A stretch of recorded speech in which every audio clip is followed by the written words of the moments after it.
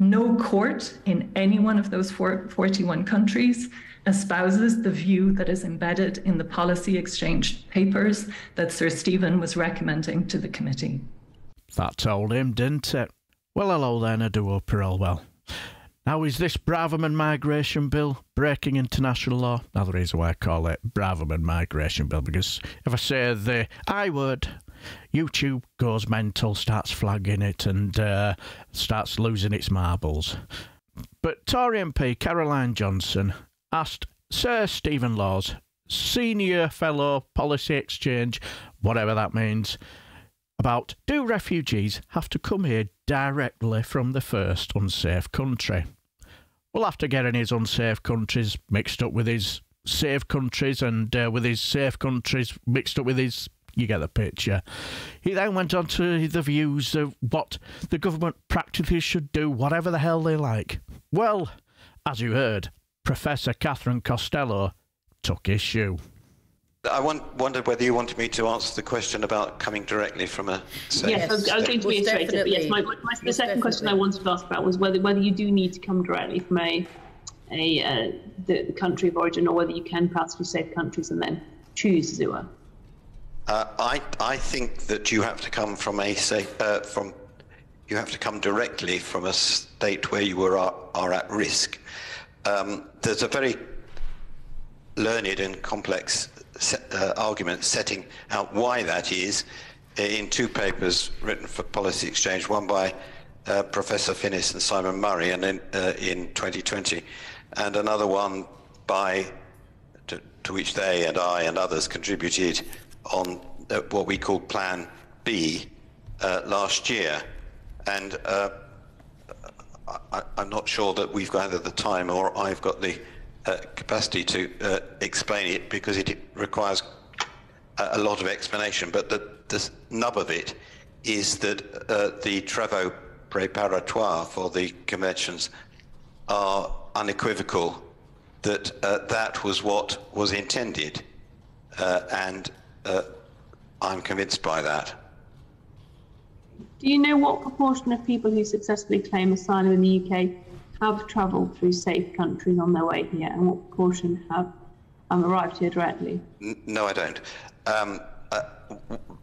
What I would say, though, is that in those papers and in the subsequent paper that Professor Eakins and I wrote, we suggested that the appropriate policy should be confined to small boat crossings. I recognise that once you start doing that, you create definitional problems for yourself. You know, how small is a small boat? And that in itself then exposes you to challenge. But the advantage of confining the issue to what is the major mischief that is to be addressed, which is people crossing by small boats in a dangerous way, is that you don't have the problem about deciding whether they came from indirectly from a safe state, because if there is any issue about people coming from a safe state, it's probably about people who stop over or pause. But people who arrive in a small boat on the South Kent coast have manifestly come directly from a safe state, and that seems to me to be obvious. But then I am a former parliamentary drafter and therefore literal-minded, and when someone says directly from a safe state, I think it means directly from a safe state. And France is safe. Sorry? Unsafe, yes, sorry. My apologies. Okay. Can I come in there? I just want to come in there, Sir Stephen, because your view of the travaux préparatoires is not shared by experts assembled by the UNHCR in 2001, who took the opposite view, that you didn't have to come directly. And as I understand it, that was also the interpretation of Article 31 made by the High Court in a case called Adimi, and also made by the House of Lords in another case called Asphalt. Yeah, there was a very powerful dissent in Asphalt from two of the Lords, and I quite prefer... a powerful assent from Lord Bingham, though.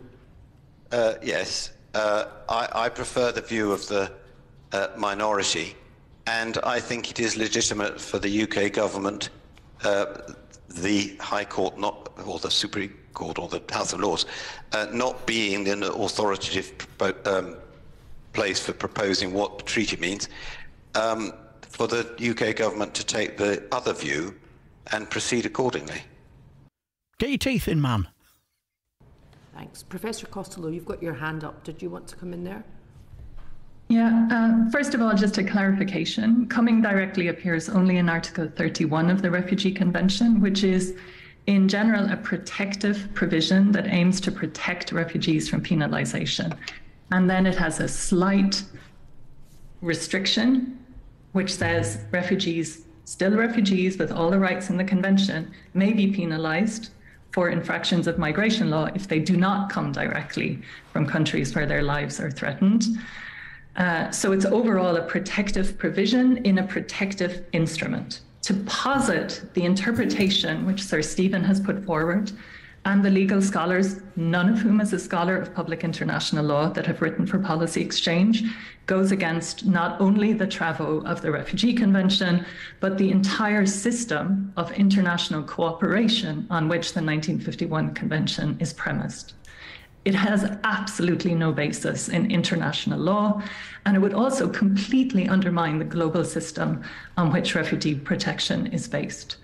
So it is an absolute legal distortion to take these two words in a protective provision, in a protective instrument, and turn them into an absolutely fictitious notion that refugees are under a duty to stay in the first country of asylum. There is no such obligation on refugees as a matter of international law. The system couldn't work if there were. So in fairness, Sir Stephen, I've written one of the longest reports that exists on Article 31. We examined exhaustively the state practice in 41 countries, all of whom had ratified the convention. No court in any one of those 41 countries espouses the view that is embedded in the policy exchange papers that Sir Stephen was recommending to the committee. It's not a serious legal argument.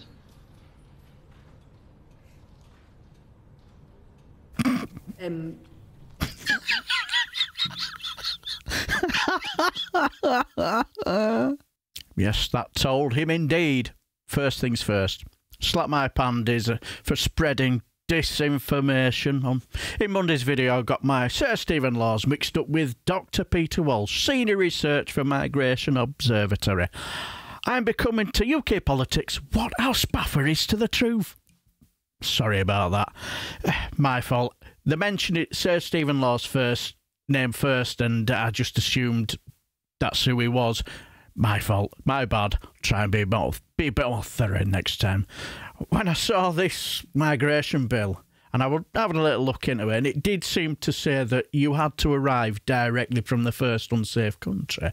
But I also do remember Alison Thewlis in the House of Commons, I think on the same week, asking our honest Bob Generick how many flights from Yemen, Afghanistan or Syria come directly to Heathrow. And he didn't really answer.